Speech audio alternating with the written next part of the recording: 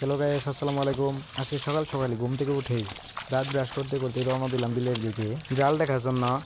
আমাদের বিলে অনেক দিন যাবৎ অনেক পানা, তো পানার কারণে ভালোভাবে হাঁটা যায় না, তবুও কষ্ট করে পানাগুলো অতিক্রম করে যেতে হচ্ছে। অবশেষে জালের কাছে এসে পড়লাম। এখন আমার কাজ হচ্ছে জালটি দেখা। প্রথমে এই জালের বাঁধনটি খুলে নিলাম লাঠি থেকে।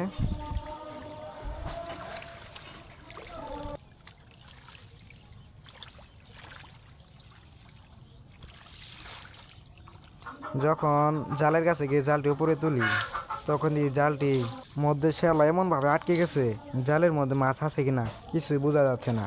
এভাবে জালটি আমি আস্তে আস্তে দেখতে থাকলাম।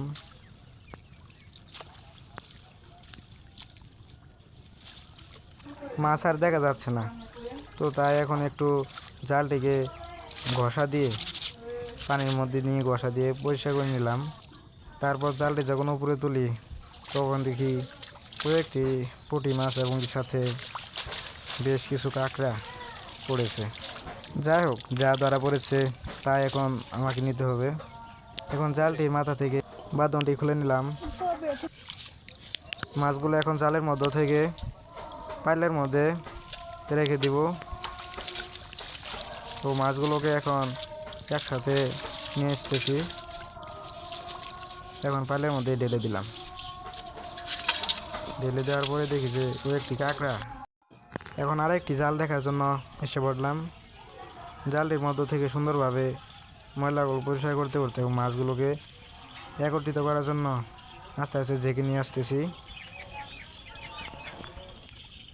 এই জালটির মধ্যেও ওই জালটির মতো শ্যালা আটকে গেছে, ভালোভাবে মাছ দেখা যাচ্ছে না। তো জালটি তাই একটু পানির মধ্যে ঝেঁকে নিলাম। ঝেঁকে নেওয়ার পর জালের মাথা থেকে বাঁধনটি খুলে দিলাম।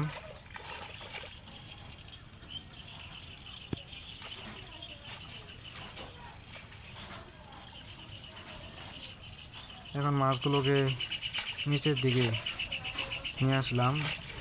নিয়ে আসার পর জালটি যখন উপরে তুলি, তখন দেখি একটি সাপ আটকা পড়েছে, সাথে করে একটি কাঁকড়া এবং কিছু মাছ। তো আমার খুব ভয় লাগলো। এখন আর কি, ভয় লাগলেও কিছু করার নাই, সাপটিকে আমার জাল থেকে বের করতে হবে। তখন ভয়ের সাথে আস্তে আস্তে করে জালের মাথার গিরোটি খুলে নিলাম। খুলে নেওয়ার পর যখন মাছগুলো ঢেলে নিলাম, তখন সাপটি পাইলের এক সাইডে আটকে গেল। তখন আমি বইয়ের সাথে দূরে থেকে পাইলের ভিতরে সাপটিকে ঠেলে দিলাম। এখন দেখি পাইলের মধ্য থেকে সাপটি বেয়ে নেমে পড়লো পানিতে। আমি এখন আস্তে আস্তে করে কাছের দিকে উঠে আসলাম। তখন আপনারা দেখেন আমার জাল থেকে কী কী মাছ ধরা পড়েছে।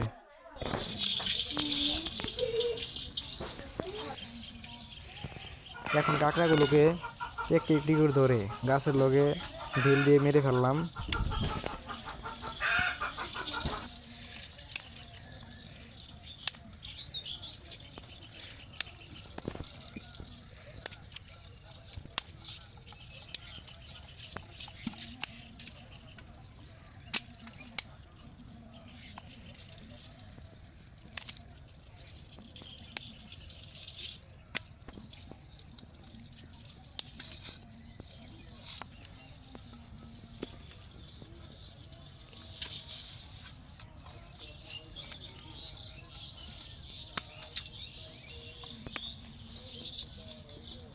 এইভাবে সবগুলো কাঁকড়া একটি একটি করে ধরে মেরে ফেললাম।